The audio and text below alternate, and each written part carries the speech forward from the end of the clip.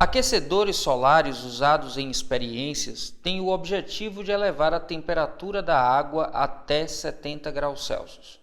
No entanto, a temperatura ideal da água para o banho é de 30 graus Celsius. Por isso, deve-se misturar a água aquecida com a água à temperatura ambiente de um reservatório que se encontra a 25 graus Celsius.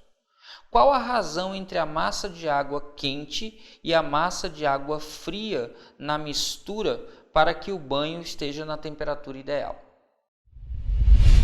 Bom, antes da gente fazer propriamente a questão, eu queria relembrar calor.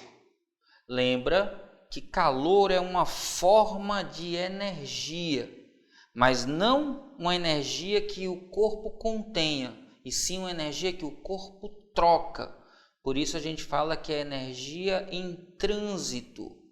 É uma forma de energia térmica, atenção, em trânsito. Mas não é só isso. Em trânsito entre corpos que apresentam diferentes temperaturas. Então é uma energia em trânsito entre corpos com diferentes temperaturas. Vou botar aqui embaixo para ficar juntinho e você lembrar que são diferentes temperaturas. Calor não está contido no corpo. No corpo a gente tem energia interna. Quando há uma troca, cedendo ou recebendo essa energia, se é uma energia térmica em trânsito, por conta de uma diferença de temperaturas, a gente chama de calor. Quando o calor é um calor sensível, atenção e cuidado, calor sensível, a gente fala de mudança de temperatura. Quando a gente tem uma mudança de temperatura no corpo que recebe ou cede calor, o calor é dito sensível.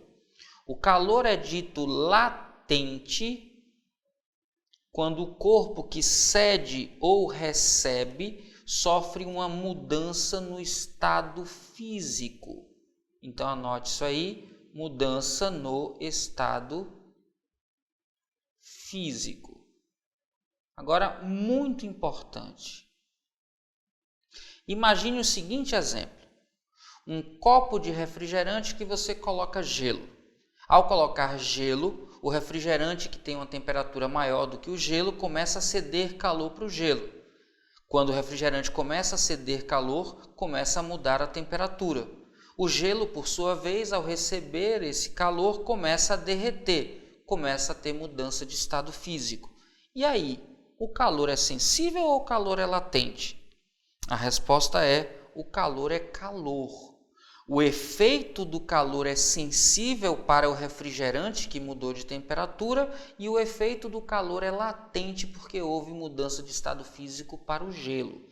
Então, para o refrigerante, o calor cedido por ele tem um efeito sensível, enquanto que para o gelo, o calor recebido por ele tem um efeito latente. Mas calor é calor.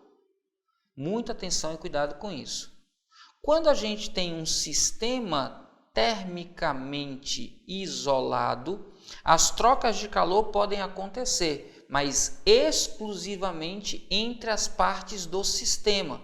Não há trocas de calor entre o sistema e a sua vizinhança. Por conta disso, o somatório de todas as trocas de calor entre os elementos do sistema é sempre igual a zero, porque parte do sistema perde, mas parte do sistema ganha. Quando eu somo o que uma parte perde com o que a outra ganha, eu tenho então um resultado igual a zero. A quantidade de calor trocada pela parte 1 do sistema, mais a quantidade de calor trocada pela parte 2, mais as quantidades de calor trocada por todas as partes do sistema, resultam sempre em zero. E é exatamente a partir dessa expressão que a gente vai resolver o problema, já que eu estou juntando duas porções de água que atingem o equilíbrio térmico e a gente vai considerar nessas trocas de calor que apenas a água quente e a água fria trocam calor.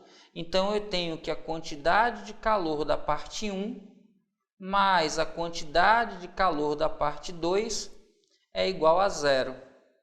Como as duas quantidades estão mudando de temperatura, o calor é sensível.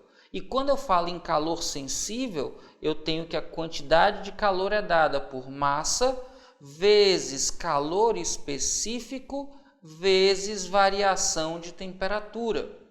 A mesma coisa para a quantidade 2, massa vezes calor específico vezes a variação de temperatura.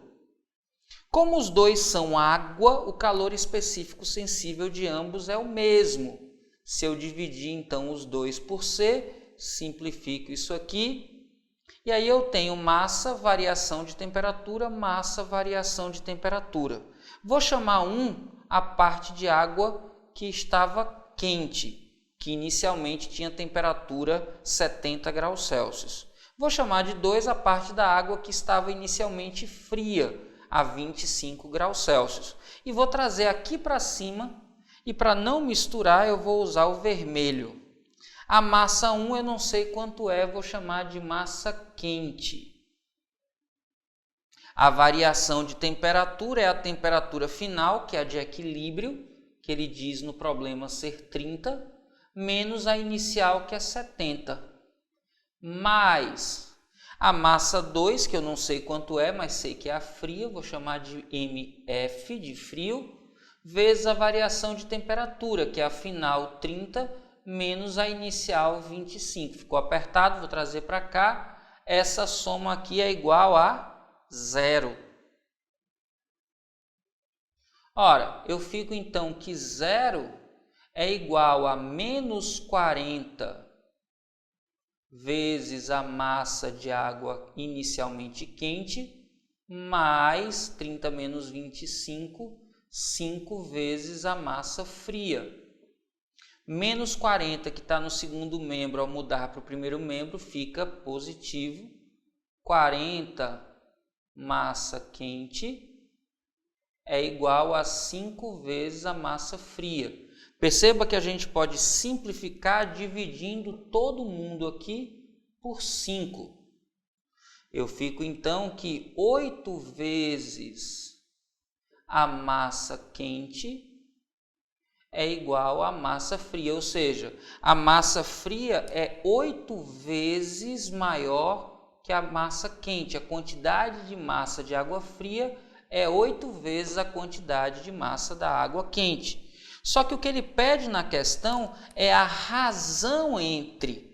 Razão entre é uma comparação, eu posso representar por uma divisão.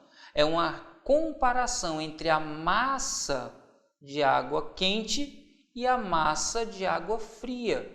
É isso que ele quer saber na questão. Ora, a massa quente eu não sei quanto vale, mas eu sei que a massa fria vale 8 vezes a massa quente. Então isso aqui seria massa quente sobre, no lugar de massa fria, eu coloco 8 vezes a massa quente. Massa quente em cima, massa quente embaixo, eu posso simplificar, e aqui em cima resta 1. 1 dividido por 8, se você fizer a conta com atenção, você vai encontrar 0,125. Então a razão entre a massa quente e a massa fria de água que é misturada é 0,125.